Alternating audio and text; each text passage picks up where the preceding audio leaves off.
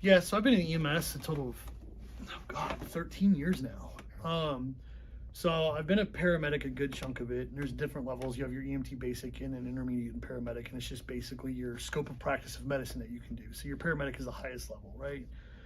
From there, I went to an agency. I've worked there for the past 5, 6 years now, and I've promoted to captain, which uh, I'm in charge of an entire area on the map. And when things get really bad, that's when I'm there. So, like, if there is a multiple vehicle accident with a lot of patients and resources will be needed, if God forbid there's a school shooting, anything crazy like that, that's kind of more my niche is controlling that scene and managing the resources. And then the day-to-day, of course, is like simple stuff, scheduling, management of personnel, and then going on those calls that may not necessarily have a lot of patients but are high, what we call high acuity, meaning that like someone's dead or someone's got an advanced pathological problem that needs some expertise on that, and so enter me.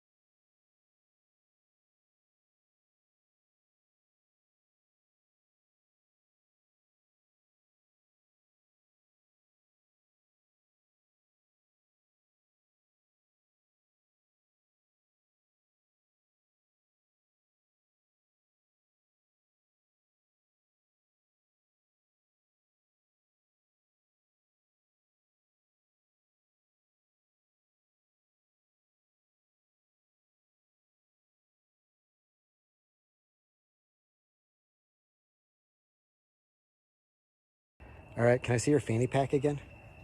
Oh. There we go. Let me get down there. Tally the fanny pack. Yeah. Right, and you're supporting who? Arby's. Why? Because they compliment my fanny pack every time I go in. As opposed to make me feel intense shame at an Arby's.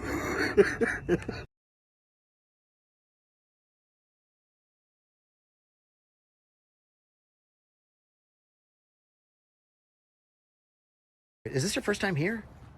Josh's house? Yeah. Yeah, I haven't seen. I think the last time I saw Josh was randomly at the diversion game room. I just saw you were like wearing his captain hat when you were there. Nice. I even got a Death Star on the ceiling. That's fucking rad.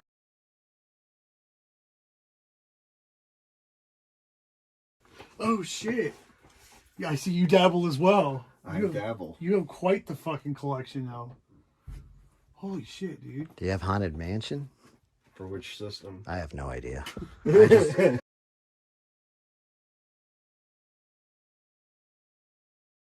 Yeah. Another game that I have.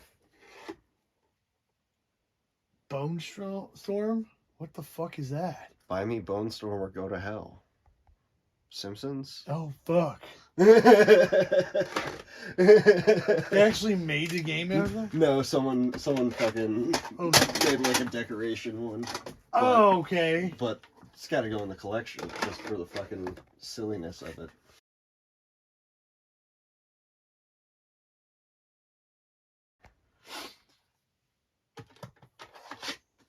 That's pretty cool, man. Well, hopefully I'll get there soon enough. I'm proud. I would be too. Like, that's big dick energy right here. You know, my favorite thing is I'm obsessed with how to end a conversation.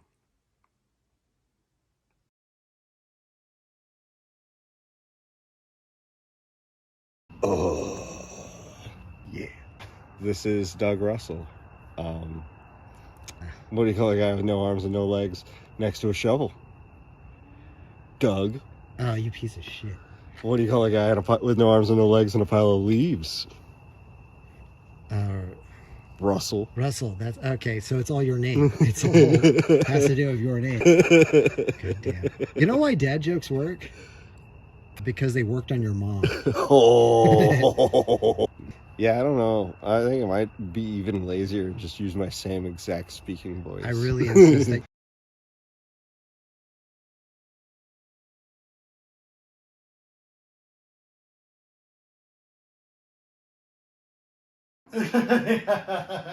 Yeah, it was in a Target bag, to be fair. That was literally last night. Yeah, that was literally last night. You found a baby in a Target bag? Yes. At Target? No. Okay. No, we had gotten a call for a lady who had a syncopal episode where she, passed out or whatever. And it was because she was hemorrhaging post a spontaneous abortion.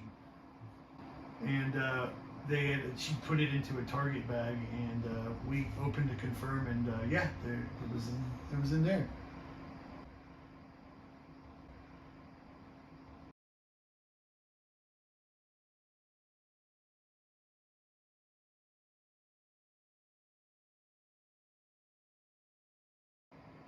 I could do this for hours.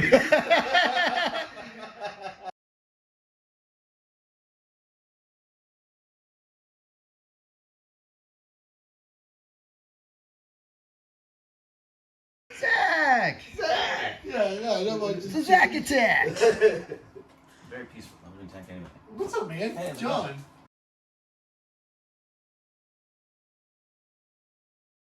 Yeah, go into it and catch up Josh and Zach here a little bit on what you're pitching, what you're building.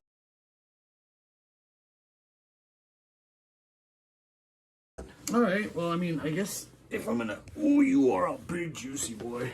So I guess if I'm gonna talk about exactly where I'm at, what I'm doing, and why I'm doing it, I should probably tell you a little background about me and where this came from, right?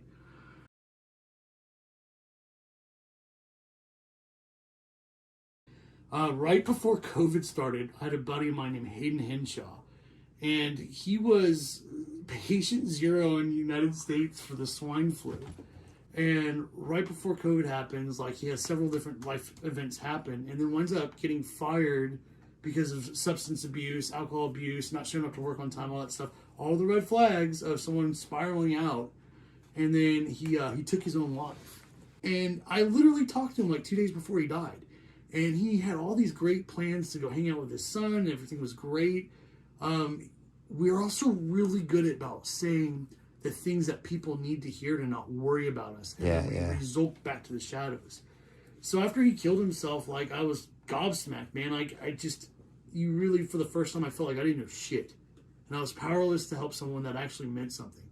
So we're out here helping the community, and we do all this shit, but who comes to help us? Who picks us up? We can't even see it on each other because we're all that same level of broken.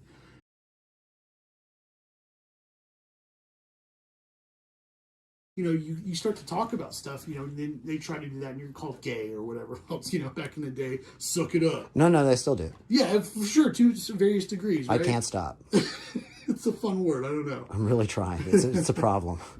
Emotional pain is for me, it's always been something that's doesn't go off right away. It's usually the time bomb. Someone will say something to me and it'll make me explode a week later when that conversation replays in my head. And then there's the physical pain threshold, and honestly it just depends on where you're fucking inflicting it, because some places I'm just completely numb, and then other places I squeal like a little bitch. Okay.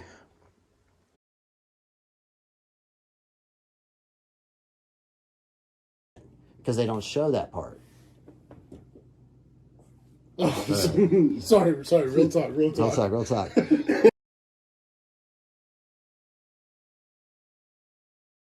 Excuse me. Hey, there's a Target bag. Oh. Yeah, do you have a baby toy in it?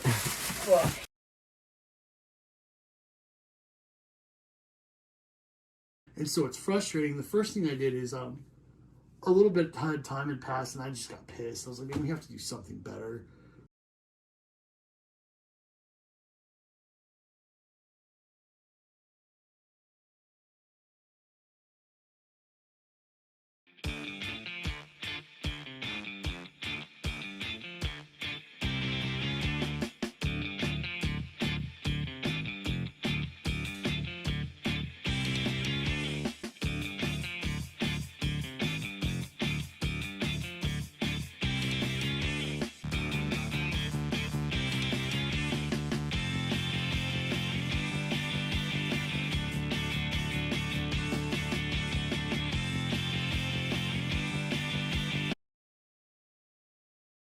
Like what we're doing, you don't know about this, like, but this club, this is an historic club. Like, it's got a lot of like street cred in New York and LA. They still message about it, and I'm like, guys, we're in a basement of a children's restaurant. What the fuck? But they really want to come here, so we're just gonna open the doors up to it. But what I was doing for the past 11 years, this was like a fake comedy club, right? It's obvious this is fake, right?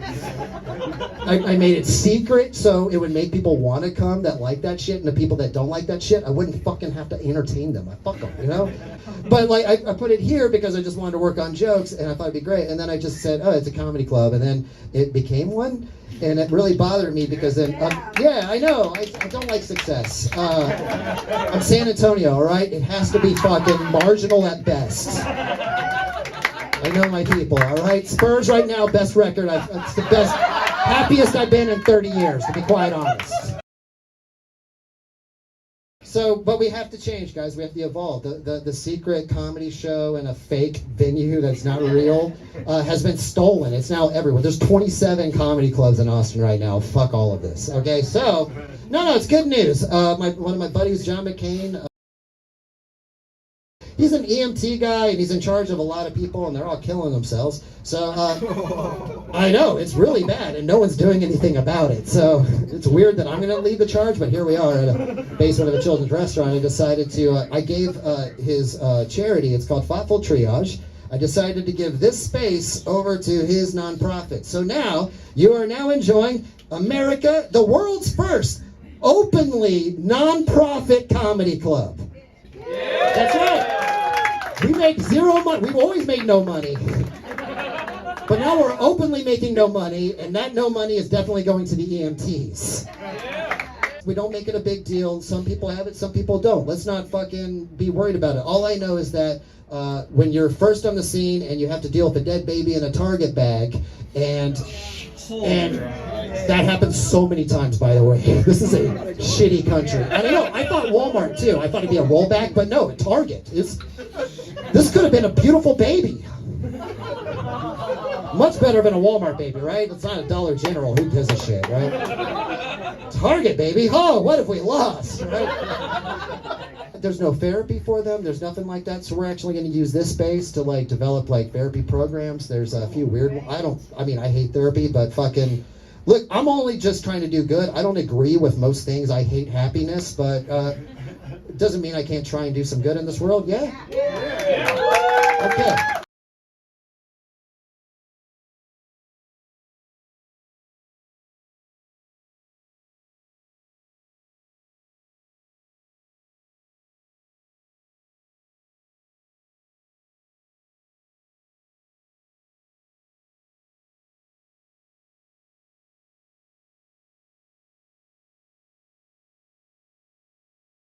I've thought about it. I think you need to be the cult of content for the live show. I think we need to tell the audience that we have a Phantom of the Opera. Okay, that's one. I'm all in on that. I think we need to dress you up as the Phantom of the Opera, and you're the Phantom of the Opera of the Blind Tiger Comedy Club. Okay, I'm in, and we could just play on that and just show up in any way, shape, or form.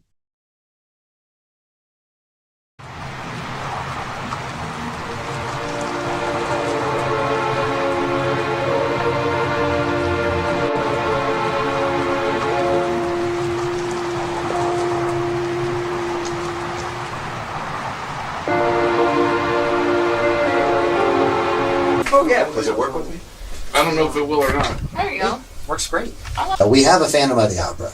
It's just this guy, he's here all the time. He's haunting the place. He's a Phantom of the Opera. There's no opera. And every time he performs, he tries to do stand-up, but he comes up to mic, he runs away with the cape. Oh, he can't do it. He's just teasing the whole night. Tries the improv, still, same thing. They love you, Phantom. They love you, Phantom. Don't spook him. Don't spook him. You look like Here's the rundown of this glorious shit show. We're going to see if this works. And if anybody's got a problem or if you see something, we're going to problem solve it right now. Okay, first up, Lizard Man's going to be doing the pre-show. He's going to introduce the audience. He's going to relax them. Hey, let's get live!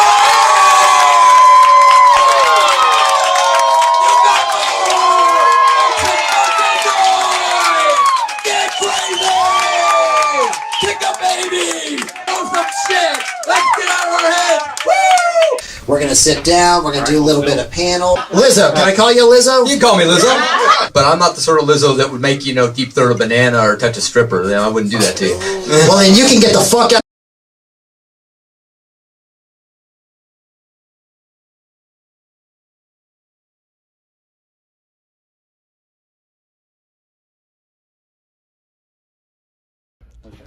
Yeah, please. Oh, okay. Real quick, Jordan, if I can get, we're just going to get your thoughts real quick. And also, I will put in clips of gay porn. All right. Randomly, just randomly for your own enjoyment. I don't even know if you're into it, but you know what? Tell us when they're in. Yeah. Listen, the cinematography, if you're not going to come, at least appreciate that. Appreciate the editing effort.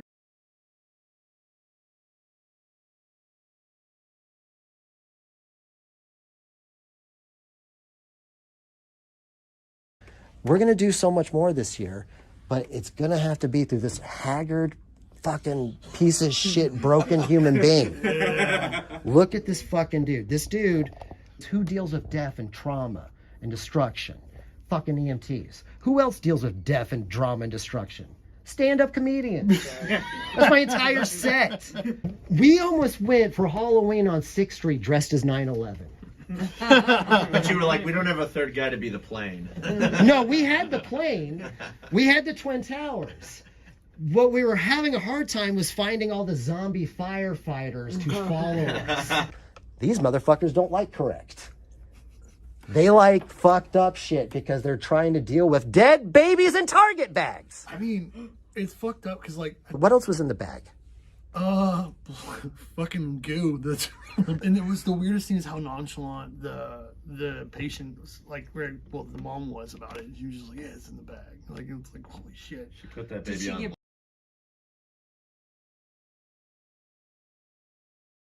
When I first got to San Antonio, Blind Tiger was this golden ember, like this golden child. You couldn't look at it. You weren't invited to it. It was like one of those eggs, and you didn't know how to get into it. Also, it was like a puzzle egg. It was like an egg that was like, hey, fuck you, get the fuck out of here. And there was a lot of like big timing, and it felt cliquish and exclusive, and I felt intimidated by this place, and like the people that did get to perform here wouldn't like me. It was very like internalized. Well, even the people that were performing here, when I would say, how do you get in? What do you do? And they were like, yeah, just go volunteer. Which makes it seem like it's like a boys club where it's like, well, I mean, I sucked his dick one time, so he's gonna let me go up every night. And then my mom started fucking one of the guys at Blind Tiger. And I realized that it really isn't that hard to get in. No. What I did love.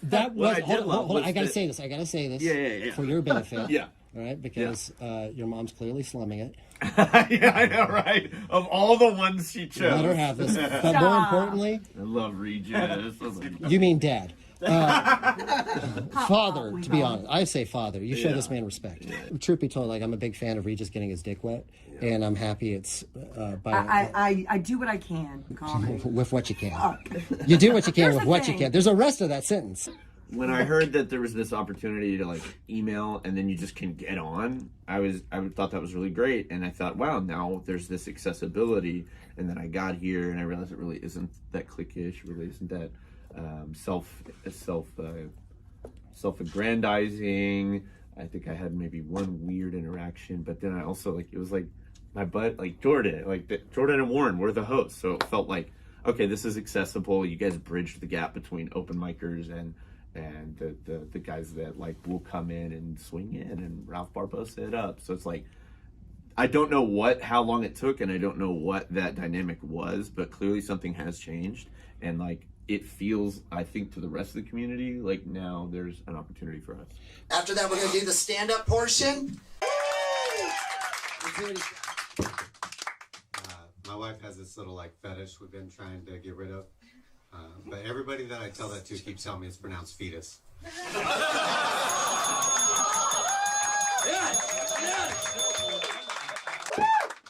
Relationships are hard. Y'all seen this? Heard about this? How hard are they? Oh, relationships are tough. It's a lot of give and take. It's kind of like that old saying, I give her an inch and she takes a man who can give her 7. That's not bad. That's not bad. 7 should make all the guys feel better about yourselves, right? Small dick crowd. All right, here we go. Tuna sub spelled backwards is bust a nut. That's exactly how I order it from Subway. On a 6-inch, not a 7. That's some goddamn fucking giant 7-inch, a 6-inch, a proper man size. You don't want the football, that might be too much. I'll take a 6-inch in the butt. 6 inches up the butt would come out the top of your head. I thought better though.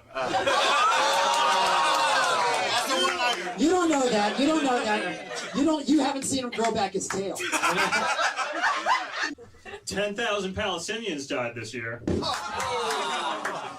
Then it'll be turned over to Chuck and Becky.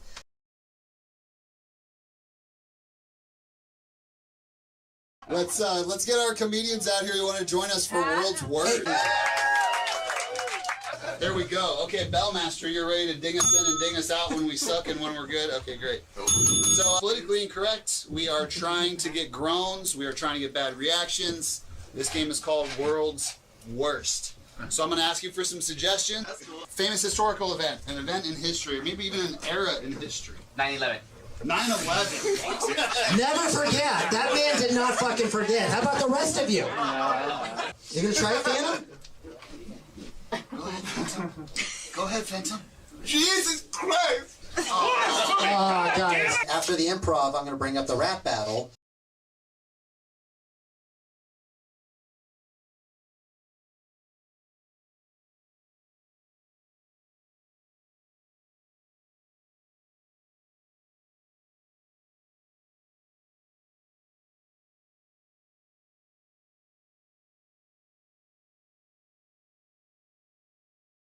Can we get Captain John Mckane and Dr. Fun, Professor of Fun, to the stage? Can we get Dr. Fun? Dr. Fun, paging Dr. Fun.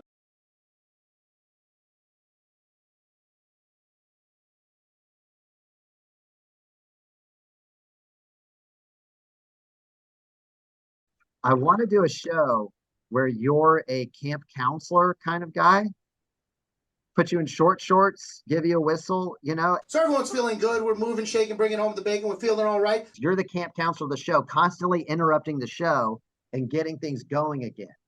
Now what they're going to do is they're going to open up the pack of cookies, put them over their eye. You're going to try to get into your mouth without using your hands. I've been doing the Oreo game. People have been loving it. We've been doing celebrations. I mean, I've conditioned the crowd right at the beginning saying, be okay with feeling good. Be okay with being happy. We're going to be clapping left and right for whatever reason we can find to celebrate. You just do one at a time? Oh. Hey, you're crazy. You know what? I should have stopped you. Go for 2. Be a man. Have a big old dick, bro. I'm here to encourage you.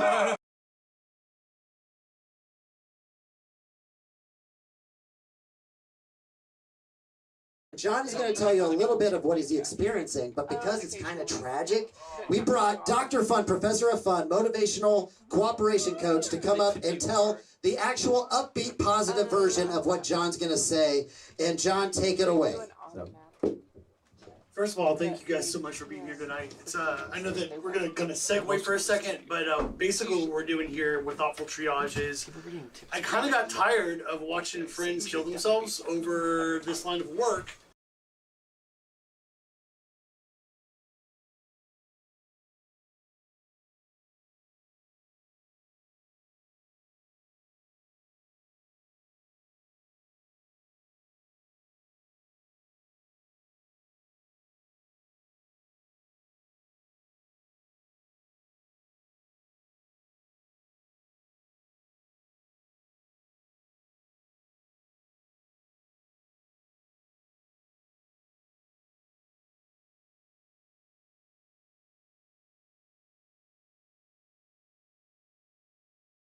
Basically, this started for me right around COVID.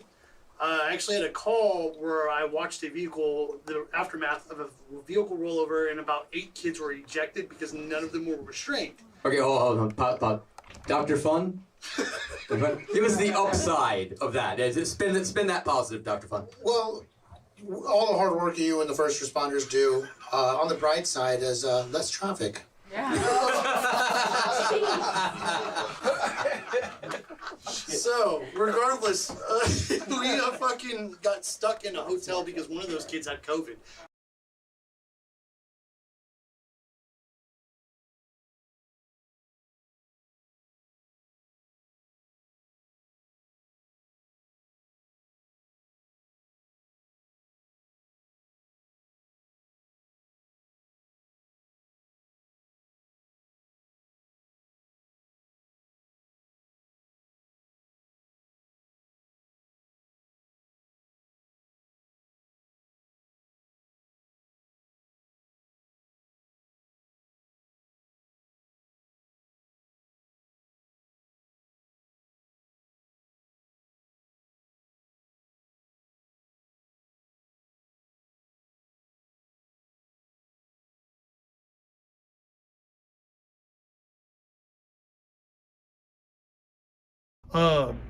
So yeah, I do that.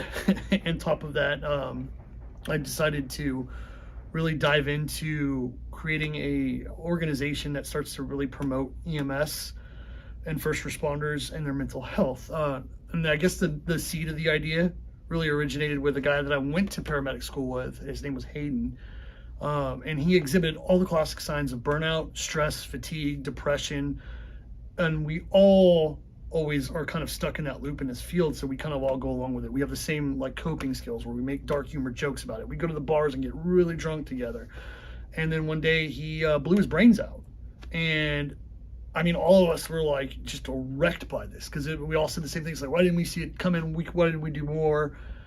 And that's when I had this whole thing kind of, I didn't know it at the time, but that's where it's really all born from, because we did see it. We all live it. We do it all the time, and we're all broken as a result of the constant trauma that we're overexposed to.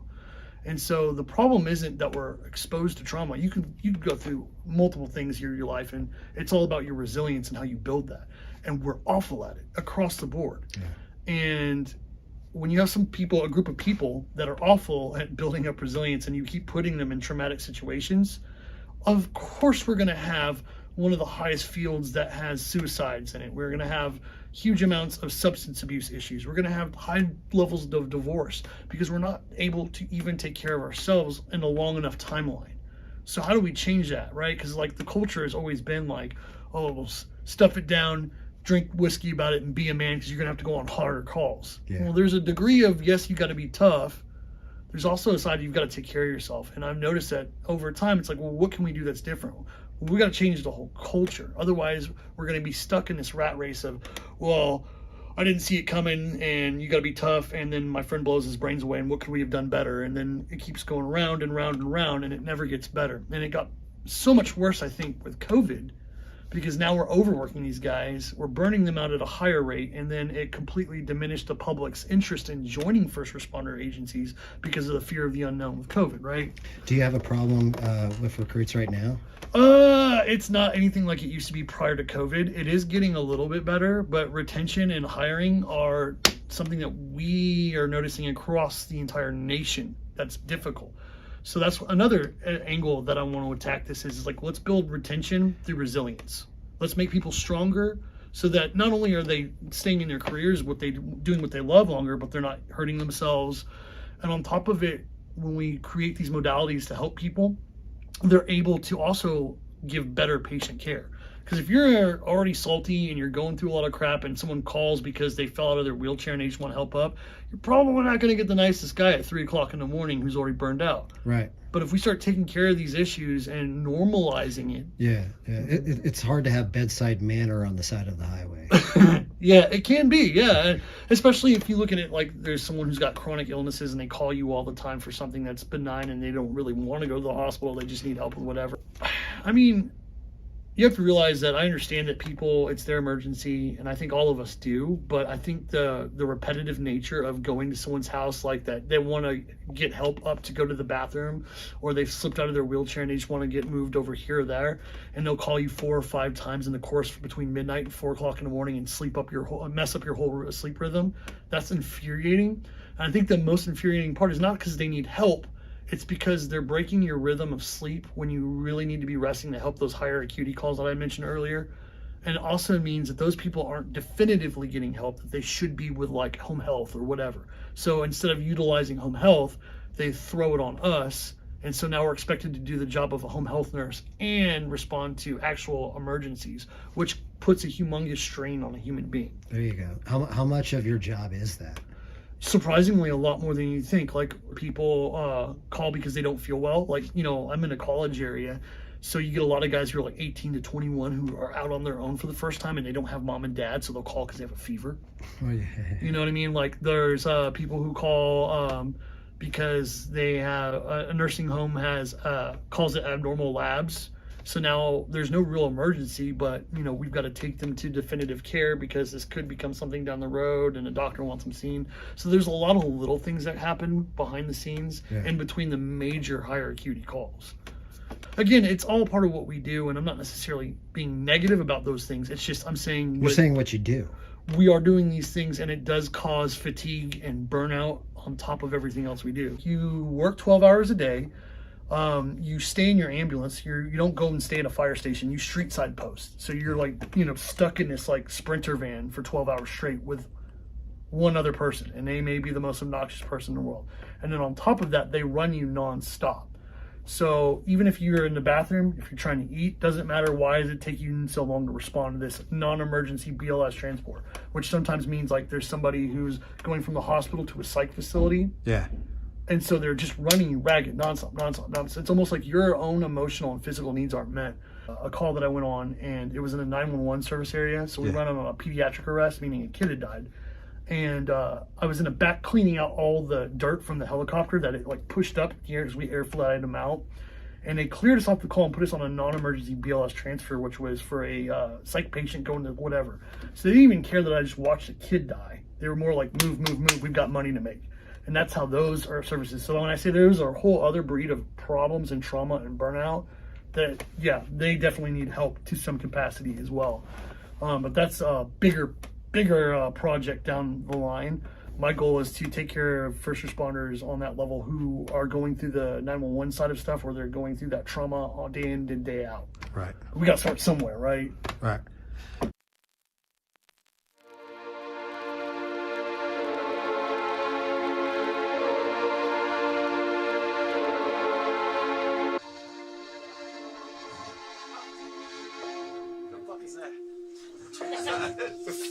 Who's this guy?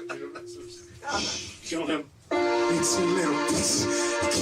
Oh no, Phantom, you can do it. This is your moment, Phantom.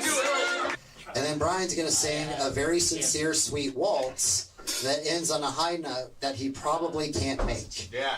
Oh no, Phantom, you can do it. This is your moment, Phantom. Give it up for Phantom. Give it up for Phantom.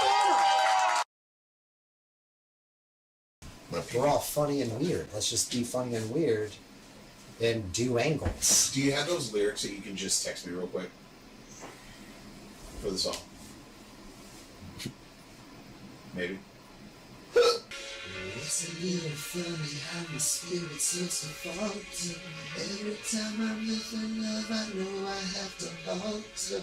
All my friends they say that I'm acting kind kind of foolish. They don't hear the voices in my head so very bullish. Can I have this dance and think it bigger yet? Sin, saints will fall in love, or will it happen once again?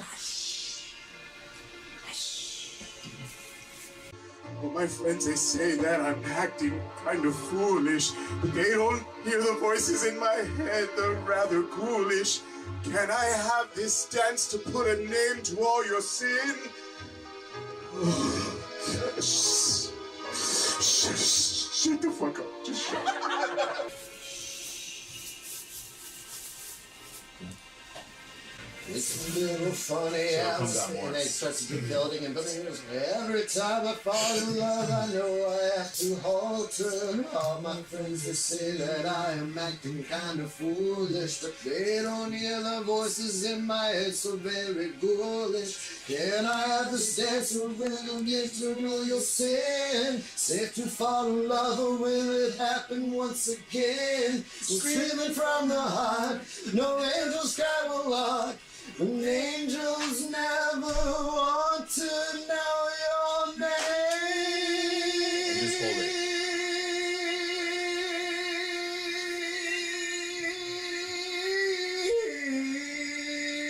Or whatever. To the end.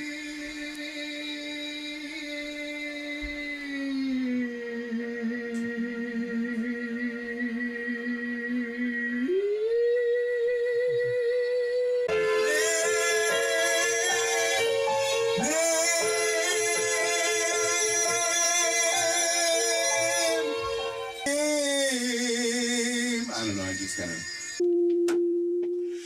It's a... Angels never want to know your name. You know you're about to hit that. Yeah, no, I got you. So tell the audience. You tell I the got audience. that. Yeah. I'm just sitting in the way. I'm gonna go like this. Yeah, okay.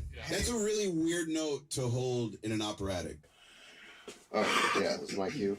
I feel like I love that this is like the seriousness. When angels never want to know your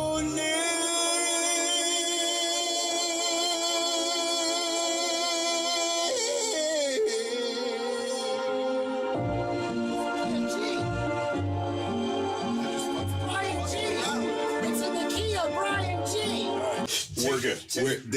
We're good. I say take 5, get some water, Yeah. and we'll come right back to this. Screaming from the heart, no herald cry will hark, when angels never know my name.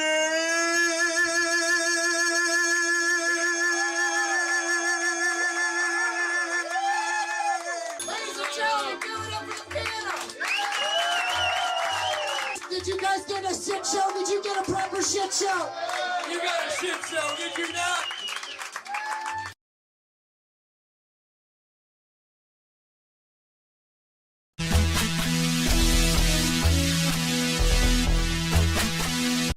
I want you to Yeah. just start thinking about it. Just think of the dumbest shit you can do on the fly. Yeah. And the more we Okay. list it, the more we arrive at the really fucking funny thing. Okay. All right. What about laughing in an operatic form? Absolutely. How does that even sound? Oh, ho, ho, ho. You know, it's our ride, baby. It's our fucking ride. So you're good. I'm gonna start it. All right, bro. I love you. Love you. All right.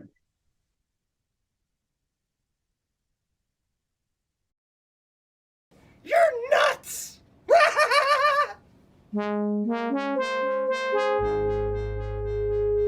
Fuck you.